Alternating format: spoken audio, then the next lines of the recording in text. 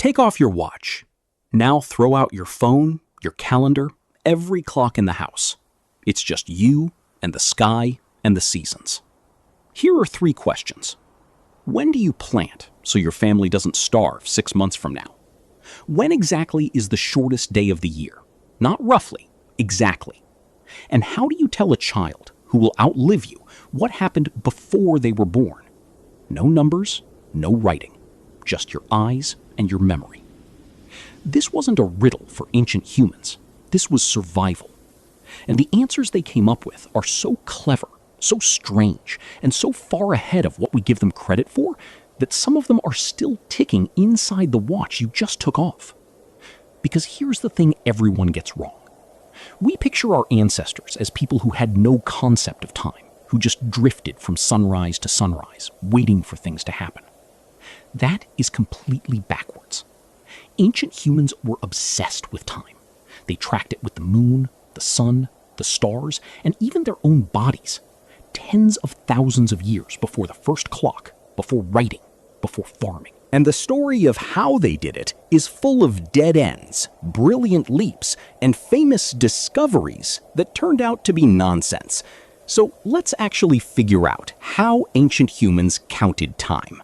Let's start with something that sounds impossible. You had a clock inside your body before anyone ever built one. It's called your circadian rhythm, an internal cycle, roughly 24 hours long, that governs when you get sleepy, when you wake, when your body temperature rises and falls. It runs even if you lock someone in a cave with no light and no way to tell day from night. The body just keeps counting. This isn't folklore, by the way. In 2017, 3 scientists, Jeffrey Hall, Michael Rosbash, and Michael Young, won the Nobel Prize in Medicine for working out the actual molecular machinery behind it. A tiny genetic feedback loop ticking away in your cells that has been running in living things for hundreds of millions of years. So before humans ever looked up at the sky to measure time, they carried the very first clock around with them, whether they knew it or not. But an internal clock only gets you through a day. To survive, you need something bigger. You need to track the seasons. And for that, our ancestors looked up. The first great clock in the sky was the moon. And it's obvious why.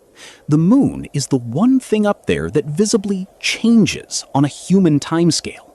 A thin crescent swells to a full disk and shrinks back to nothing over about 29.5 days, on a loop, forever. You don't need to be a genius to start counting those cycles, and it looks like our ancestors did exactly that a very, very long time ago. There's a bone found on the border of South Africa and Eswatini called the Lubombo bone. It's a small piece of baboon leg bone, and it's carved with 29 notches. 29, almost exactly the length of a lunar month, and it's roughly 42 to 44,000 years old. So, case closed, right? The oldest calendar in the world? Well, this is where we hit the first big myth, and I want to be honest with you, because the honest version is more interesting than the fairy tale. That bone is broken at one end, which means we don't actually know if 29 was the final number, or if the count kept going before the bone snapped. It might be a lunar tally. It might be a hunter counting something else entirely. We genuinely don't know. And this is a pattern you'll see again and again in this story. Take the most famous example of all. Back in the 1970s, a researcher named Alexander Marshack looked at Ice Age bones covered in little scratches and notches, some over 30,000 years old, and put them under a microscope. And he announced something thrilling. These marks, he said, weren't random. They were lunar notation. Ancient people recording the phases of the moon, night by night, in code. It was a beautiful idea. It spread everywhere. There's just one problem. When another archaeologist, Francesco De Rico, tested it properly, it started to fall apart. He showed that a lot of these marks were made by the same tool, in what looks like a single sitting, which is not how you'd record the moon over 2 months. A real lunar record needs many different marks, made on many different nights, over a long time. And critics pointed out something damning about Marshack's whole method. He was so good at finding lunar patterns that that he could find one in almost anything. And if a theory can never be wrong, it isn't really telling you anything. So, was Marshack completely wrong? Maybe not. People were clearly marking these bones deliberately. But definitely a lunar calendar? That's a story we told ourselves because we wanted it to be true. And just last year, in 2023, it happened again. A team claimed that dots and lines in Ice Age cave paintings were a calendar tracking animal breeding seasons. Huge headlines. And almost immediately, other specialists fired back, showing some of the marks they'd relied on were misread, or in a few cases, weren't even there. The lesson isn't that ancient humans were dumb. It's the opposite. It's that we are so eager to see them as clever that we keep jumping the gun. So the moon was the first clock, but the moon has a fatal flaw as a calendar. And solving that flaw is one of the great hidden dramas of human history. Here's the problem. 12 lunar months come to about 354 days, but the actual year, one full cycle of the seasons, is about 365. That's an 11-day gap every single year, which means if you run your life purely by the moon, your calendar slowly slides backwards through the seasons. Your harvest month drifts into summer, then into spring, then into winter. Within a few years, it's useless. And for a farming society, useless calendar means we planted at the wrong time, means people die. So cultures all over the world, completely independently, had to become astronomers to fix it. The most elegant solution has a name, the Metonic cycle. And here's the beautiful part. 19 years of the sun almost exactly equals 235 months of the moon. Lock onto that 19-year rhythm, slot in an extra month every so often, and the moon and the sun snap back into agreement. The Greeks are usually credited with this, but the Babylonians were using it first, centuries earlier. People with no telescopes, doing math on clay tablets, caught a pattern that takes 19 years to even repeat once. And once humans locked onto the sun, they started building. Not scribbles on bone this time, monuments. In Ireland, there's a tomb called Newgrange. It is over 5,000 years old, older than Stonehenge, older than the Egyptian pyramids. And it was built with an obsession so precise, it's almost eerie.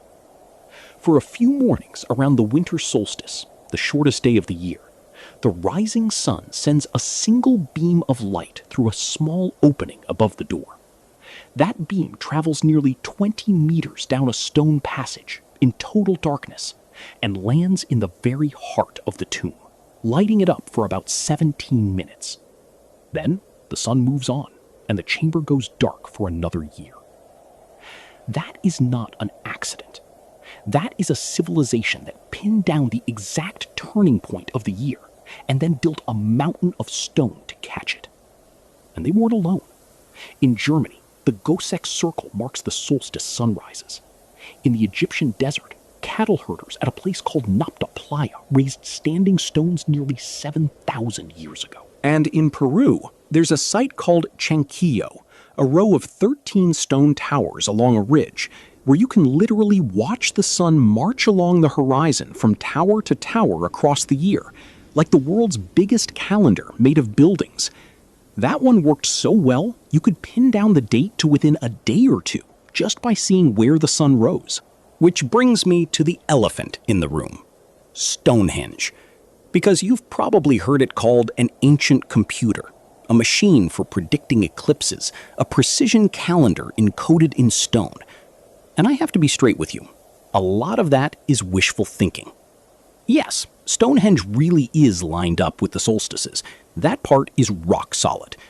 But the wilder claims?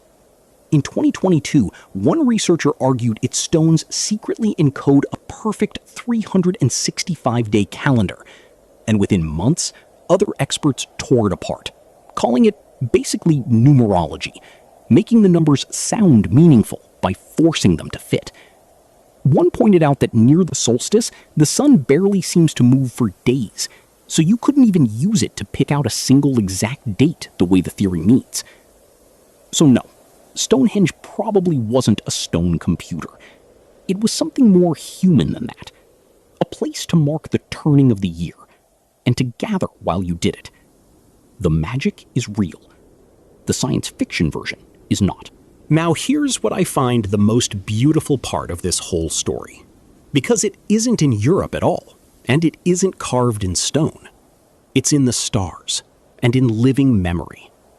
All over the world, cultures with no contact with each other locked onto the same little cluster of stars. The Pleiades, the Seven Sisters. The ancient Greeks used them to time the harvest and the sailing season. And in the Andes, farmers watched how clearly the Pleiades appeared in the dawn sky each June to decide when to plant their potatoes. And here's the incredible thing. Modern scientists checked, and it works. When the Pleiades look dim and blurry, it's often because of high, thin clouds linked to an El Niño year, which means a poorer growing season is coming.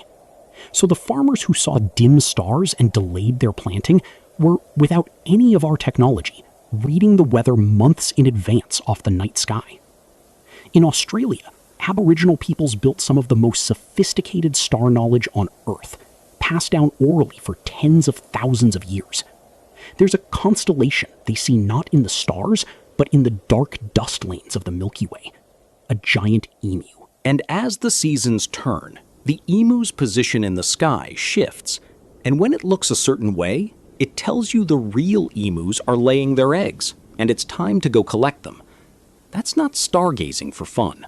That's a calendar, a hunting guide, and a library, all written across the sky. Then, farming changed everything. Once you're growing crops and storing grain and running cities, close enough isn't good enough anymore. You need precision. And you need records. And that's when timekeeping explodes into the thing we'd recognize today. In ancient Egypt, they noticed that the year's most important event, the flooding of the Nile, arrived right when a particular star, Sirius, reappeared in the dawn sky after months of being invisible. So they built an entire 365-day calendar around a star. The Egyptians also sliced the night into hours using the stars, and the day into hours using shadow clocks and dripping water clocks. And in Mesopotamia, the Babylonians did something whose fingerprints are literally on your wrist right now. They used a counting system based on the number 60. Why should you care? Because that's why there are 60 seconds in a minute, 60 minutes in an hour, 360 degrees in a circle. Every time you check the time, you are using a 4,000-year-old Babylonian number system, and you probably never knew it. Halfway around the world, with no contact at all, the Maya built calendars so precise, their estimate for the length of the year was actually better than the one we inherited from Rome. Which makes it painfully ironic that the Maya are mostly famous today for a calendar myth, the idea that they predicted the world would end in 2012. They predicted no such thing. One of their great time cycles simply rolled over to the next, like a car's odometer flipping from all nines back to zero. The world wasn't ending. A number was just resetting. We took one of the most brilliant timekeeping cultures in history and turned them into a doomsday meme. So how did ancient humans count time? Not with one invention, but with everything they had. They felt it in their own bodies before they understood it. They counted the moon and hit a wall. They chased the sun and built mountains of stone to trap it. They read the seasons in a cluster of stars and in a dark emu made of shadow. And when they finally settled down to farm, they carved time into 60 seconds and 360 degrees and handed it, still ticking, to you. They didn't have less time than we do. In a way, they lived far closer to it. They had to read it off the whole sky every night, or they didn't survive. We put time on our wrists and in our pockets, and mostly stopped looking up. And here's the strange final thought. The next time you glance at a clock and see the number 60, or catch the shortest day of the year in December, you're not looking at something modern. You're running a program written by people 40, 50, 100 generations back, who stared at the sky with no instruments at all and refused to be lost in time.